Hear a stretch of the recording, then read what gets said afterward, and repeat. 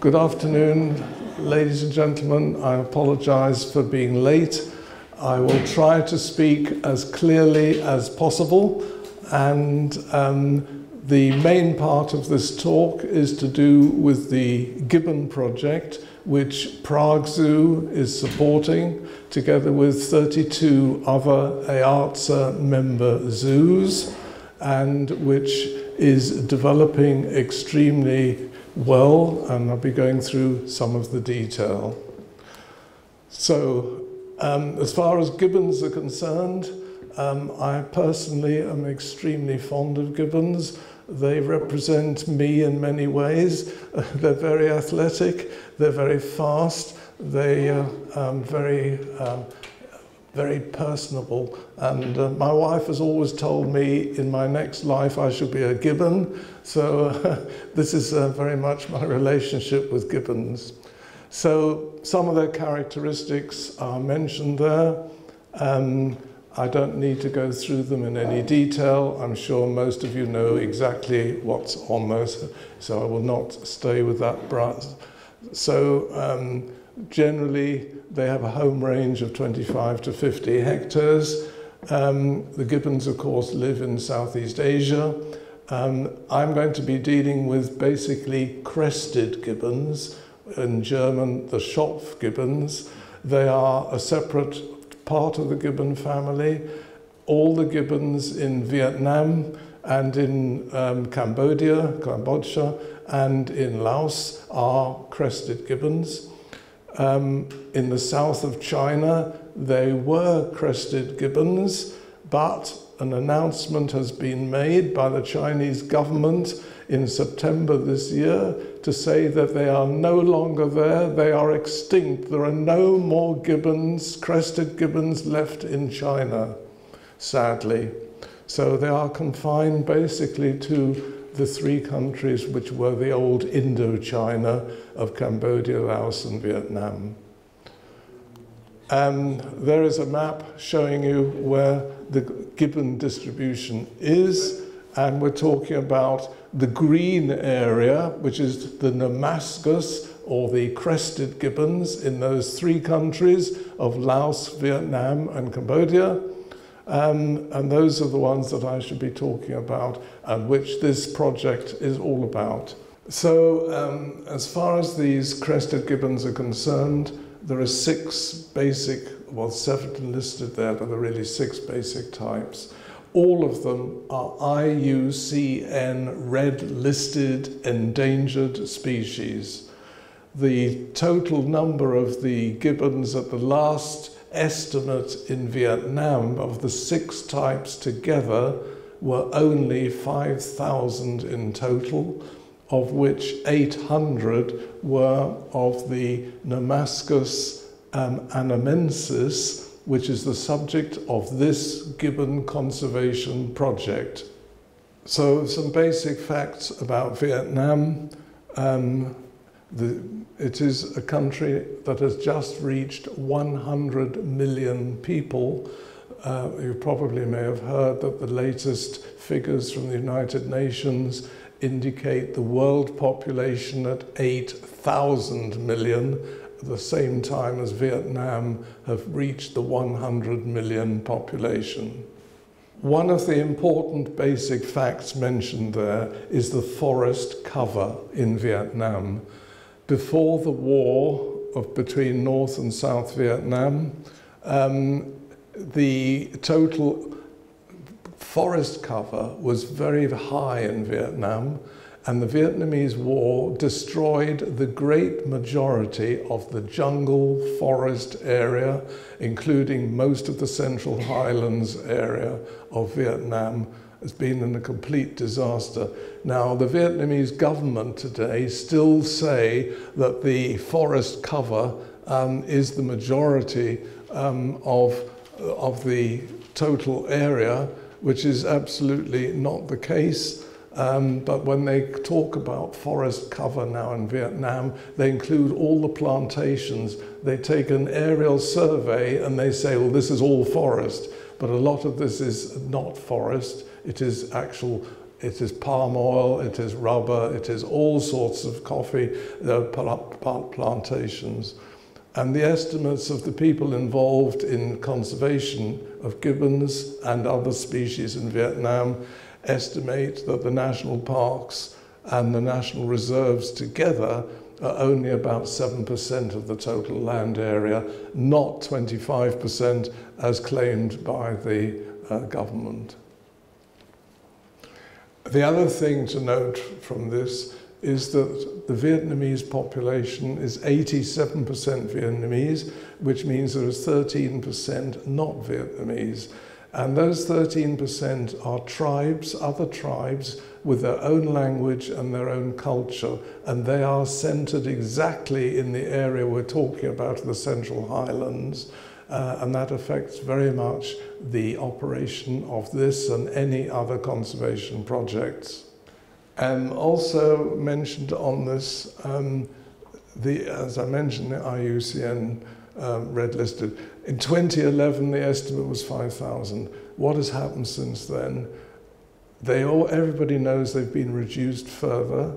There is a census being made at the present time as we talk, supposed to be finished by the end of this year.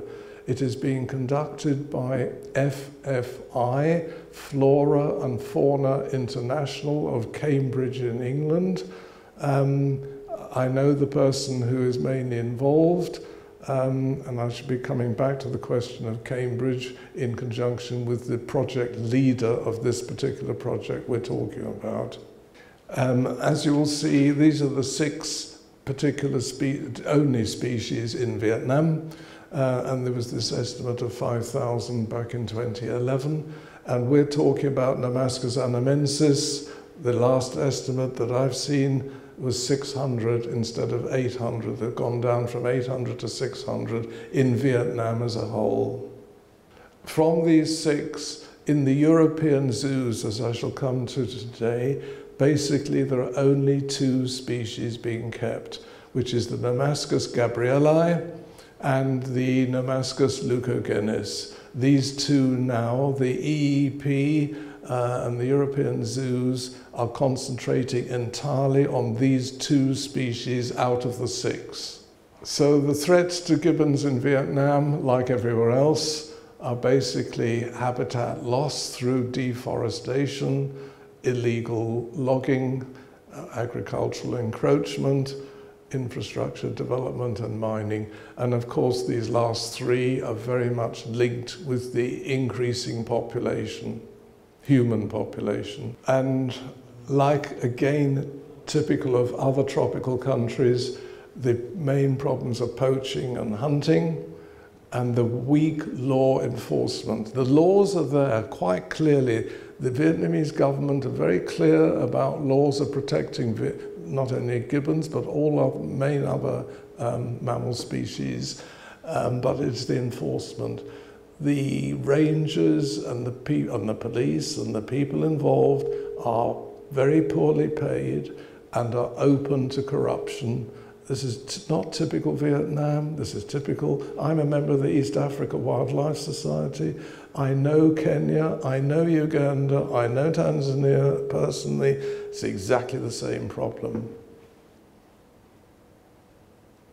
Minimum wages for rangers are very low, and I mean compared with other occupations.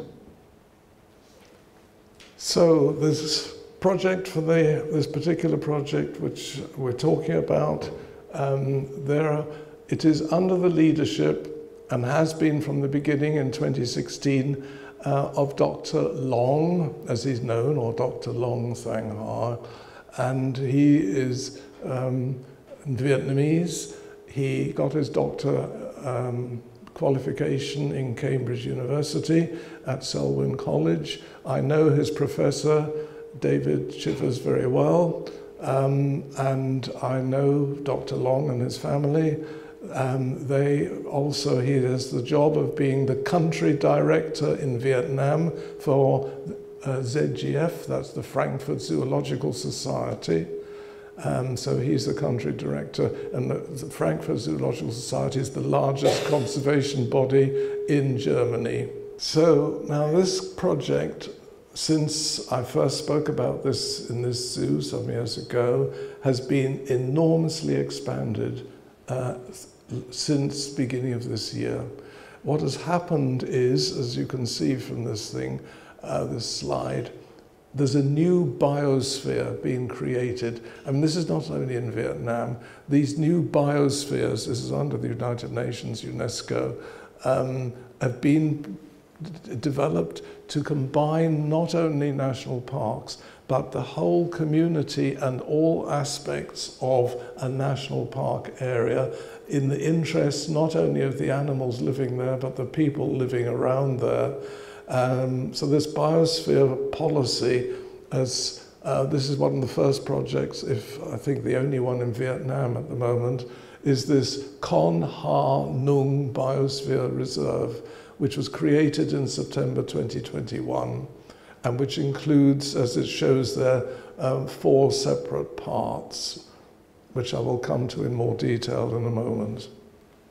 So the whole thing started in 2016 in Con Ca Kin. Con Ca Kin is a national park. It is the 10th largest national park in Vietnam. It expanded last year into Con Chu Rang National Reserve. It has a different status of protection. But those are the 2 core zones of the new biosphere. And the other part are forest corridors, state forest enterprises, etc. And so those are the ones being added on, which increases the area enormously from something like 57,500 hectares up to 152,600 hectares. So we're multiplying this whole area by nearly 3. And this is dramatically changing this project into a much larger project, still under the same leadership, still under the same financing, and which will mean that we do need a lot more people, more money. We have made a good start, but of course it's not an easy time to raise money. It is in Vietnam no problem getting people. So this is the biosphere. And the dark green parts are the original national park, which is still the most important area, Con Ca Kin, and the nature reserve, which is Con Chu Rang. And then the rest of it is all added on now as the new areas. So we don't know how many gibbons there are in the new areas. We have some estimates. That whole, if you take the whole biosphere reserve, the current estimate is it contains by far the largest proportion of this gibbon in Vietnam, of these 600 or maybe more, but at least 600 remaining as being critically endangered. You also will see there the significant numbers of people living in the area. Taking the biosphere reserve, we're talking about at least 55,000 people. Now, these people living there are not Vietnamese. They belong to to one of the tribes there, and they have their own language, they have their own culture and traditions, and our team there has to speak their language or be with translators when they go to the villages about this given project and about the importance of conservation. So the core zone, the original, was Con Ca Kin National Park, and that is now being covered very successfully. That is where there is an increase in the gibbon population due to the work that's being carried out, and that is the headquarters of the project continues to be in the Con Ca Kin National Park. Typically, this is how it operates. The only way we can count gibbons is by their sounds. Like with people, every gibbon has its own individual sound, and therefore the only way to count them is to have listening posts with very sophisticated equipment that will determine all the individual sounds of all these gibbons, and they're counted on this basis, and that has not changed. And people have to be trained to use this equipment. It is not straightforward. I mean, as you know, gibbons live very high up in the trees, up to 30 meters.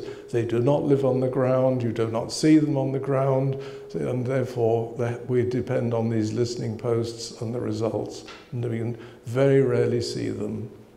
As I mentioned, they're not Vietnamese people. The main tribe is the Bana tribe with its own language, and that is just round Kon Ka Kin. There are 7 communities. We have visited all of these communities. We visit the schools. We visit the adult population when they have festivities. We are in very, very close touch, and that's the only way to really bring them in and to stop them hunting, to stop the bushmeat, to stop the shooting. The only way is to really get to know these people. And in the 6 years since 2016, a tremendous effort has been made with all these 7 communities of the Bana tribe, and that is why we are having success gradually in increasing the population and removing the main problems of hunting and logging. And then the secondary schools follow on from the primary schools. Typical activities. We run football matches. There are all sorts of things, and special visits into the forest, and special gibbon conservation shirts and outfits, and it's just to give you an idea of the deep involvement that is absolutely necessary to be successful. I'm sure this is typical of what's happening in other parts of the tropical world in particular, with so many conservation activities going on. You have to work with the people there, you have to convince them, and you have to be really popular. We do calendars, we do postcards, we do all sorts of things there, all part of this project. So one thing I would just want to mention from this, it shows you the number of gibbons that have been counted in Kon Ka Kin at the base figure of 2011, which was the official last census of gibbons, right up to this year when it's gone up now. So it went down up to 2019, and it is now rising, and I'm assured by Dr. Long that things are really looking as if we're going to be steadily increasing this figure in Kon Ka Kin over the next years. Then I'm coming to the question of which zoos are supporting this project. This is the position as of last week. Since then, there has been one more increase, which is Lodge in Poland, who recently opened the Orientarium, which of course has got gibbons as well as orangutans and langurs. And there are several other under discussion at the present time. As far as the Czech Republic's concerned, I'm confident that Ostrava will be joining very shortly. They have a new gibbon exhibit, and they want to have our posters, and they want to join the project. So I'm sure that Ostrava will be the next Czech zoo on that list. The project partner zoos that we're talking about, including, of course, Prague, there is an official agreement, and there is a very important education content, conservation obviously, and sponsors. We provide a lot of posters. They've been translated into Czech, into Polish, into Hungarian, into Italian, and they are available. These posters, there's a set of 6 of them of various aspects of the gibbons. And we've got flyers. I've got some here. There's an update just being made at the moment. And then for the project partner zoos, there is, from the internet, there's a report every 6 months from the field, from Dr. Long and his team, of what has been happening, what is happening, so that the project partner zoos are kept very much involved and in contact with what's going on. This is the latest figures from the EEP, as announced at the EARTSA conference in Albufeira in Portugal in September this year. I've included the anamenses. We know that there are none. Well, I'm saying we know that there are none in the European zoos. There's a slight question mark, but that's the official figure. If you speak to the director at Jihlava here in the Czech Republic, he is of the opinion that amongst his collection of Gabrieli, he's also got one or two either fully anamenses with a slightly different sound or maybe purely, but he's one of the experts here in the Czech Republic on these crested gibbons. But that's the official, those are the official figures. The other thing I would just mention, as it says there, the Damascus anamensis, which is the northern yellow-cheeked, as against the Gabrieli, which is the southern yellow-cheeked. It's only in 2010 that the IUCN created the anamensis. Until then, they were regarded together. The line in Vietnam between the two is very, very questionable, and the sound difference is very marginal. They look the same, it's just the sound difference is slightly different. So I put the anamensis in there, plus that footnote about the difference in 2010 coming up. So the Gabrieli is the most popular, but the zoos here, certainly in Eastern European zoos, they've got either anamensis or leucogenis. I don't think they, apart from this Jihlava. But otherwise, yes, that's the situation as it is now. And I think the EEP will continue to concentrate purely on those two, the leucogenis and the Gabrieli. So the conclusion is, well, the Central Highlands area, yes, it contains the best natural forest and contains the largest number of these crested gibbons. Incidentally, the same applies to the very famous Duke, or D-O-U-C, Duke langurs. The specialists always call them dukes, and not those dukes are very charismatic langurs.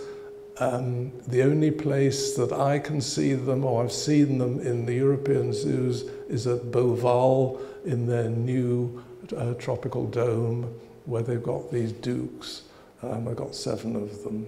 So that concludes my talk on the Gibbon project.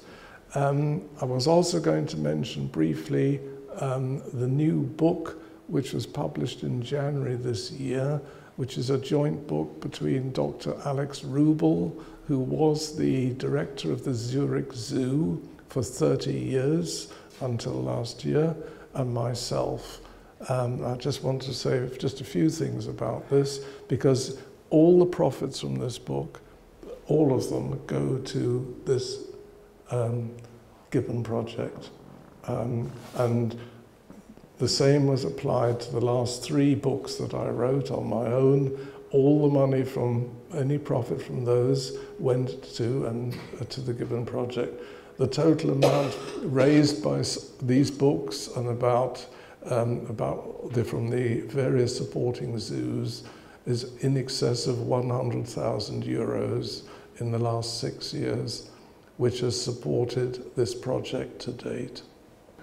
This book is available in English and German editions only. There are summaries that have been made in some other languages locally, but essentially it's the English and German is the full things. It's an analysis of 126 European zoos in 29, or rather 28 and a half, I'll come to the half in a moment, but 28 countries in Europe, plus 1 exclave of Russia by the name of Kaliningrad, which I have treated separately and which for the first time features in all these analyses, not only at my request, but at their request, as they regard themselves as part of EARTSA, which they are, and where they cooperate in Kaliningrad, very until, of course, the Ukraine situation, very closely with the zoos in Poland, particularly Gdansk, and the zoos in Germany, because, of course, the official name of this zoo is not just Kaliningrad, it's Kaliningrad Königsberg, that's the official name. All their logos and all their posters and everything you see always Kaliningrad and Königsberg. Königsberg being the German zoo that was destroyed in the Second World War. One or two more things I'll just mention out of all this long list. First of all, as before, Prague Zoo is in the top 10 zoos in Europe in the ranking lists, and is, of course, the top zoo in the former Eastern European countries. And Europe's 3 best zoos, that chapter 15, have not changed since the first book in 2011. In 4 books and 4 ranking lists, they still remain Vienna, Leipzig, Zurich. These 3 I regard, and not just me, as the benchmark zoos of Europe. These 3 have no real weakness. They're not the best thing in everything, but they have no real weakness over 40 measured factors. Another thing I would mention under chapter 10, in situ species and conservation. In the last 5 years since the previous book, probably the most important and outstanding development has been in situ conservation. The amount of money being raised in the European zoos for in situ conservation has dramatically increased, primarily in Germany with the Artenschutz Euro, but also, for instance, in the Czech Republic, where there is this, whether it's 5 crowns or 3 crowns or whatever it may be, and each year it's being reviewed, what's happening in Prague, what's happening in Zlin, what's happening in Ostrava, etc., etc.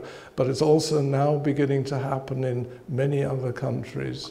Right, well, the book is available. I've got 1 copy here if anybody wants to look at it. It's been available, as I say, since the beginning of this year, and that is a summary of all the different chapters. Several of them are updates on what's happened before, but many of them there's a lot of new information, and of course the 126 zoos is many more than was the case on the last books and the last ranking lists. Right, I'll just make one other comment because of Beauval, which I mentioned earlier on. There are 2 zoos in Europe. When I say Europe, I'm talking about EART's zoos all the time.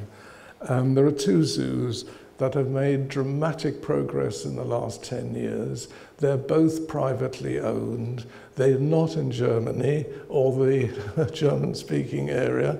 They are, in fact, Piri Daitse in Belgium and Beauval in France, both of which have been developed from what were originally bird parks into being very comprehensive, large zoos, each with having at least 100 hectares, and each of which have got nearly all the, let's call them iconic species, including, may I say here, giant pandas.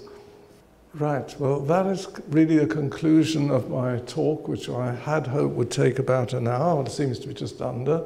I'm happy to answer any questions, either directly or anybody who wants to come and speak to me. I'm not running away. I have a copy of the book here as well, and the book is available through Amazon or directly from the publisher Schuling. And as I say, all the profits go to this gibbon conservation project, 100%.